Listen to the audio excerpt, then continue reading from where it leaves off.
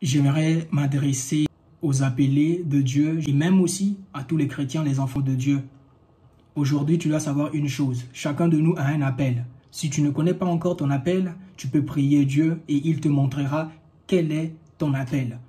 À ceux qui ont déjà reçu l'appel de Dieu, j'aimerais que nous puissions méditer sur l'évangile selon Marc 1, le verset 16.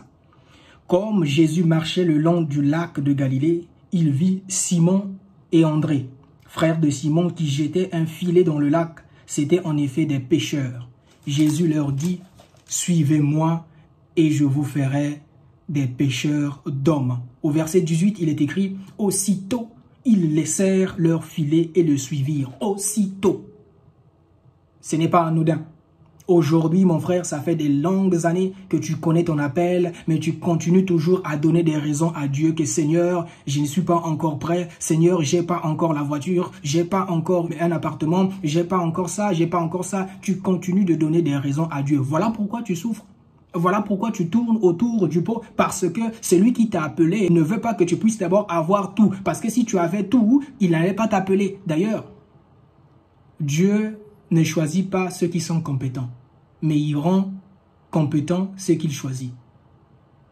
Je répète, Dieu, quand il t'appelle, il ne regarde pas à ta force, il ne regarde pas à ton intelligence, mais il rend intelligent ceux qu'il appelle. Il rend capable les gens qu'il appelle. Donc aujourd'hui, les raisons bidons que je pourrais appeler, que tu avances souvent, tu dois arrêter et répondre à l'appel avec promptitude. Là, Simon et André, aussitôt, ils suivirent Jésus.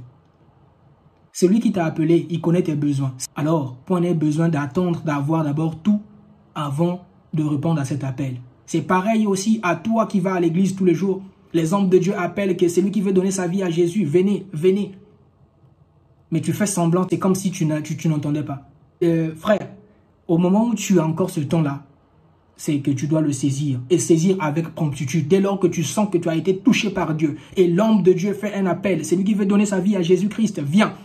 Il faut le faire aussitôt. Il ne faut pas dire que non, oui, le dimanche prochain, je viendrai encore. Le dimanche prochain ne t'appartient pas. Peut-être qu'en sortant là, c'est pour toujours que tu vas sortir. Tu ne reviendras plus jamais.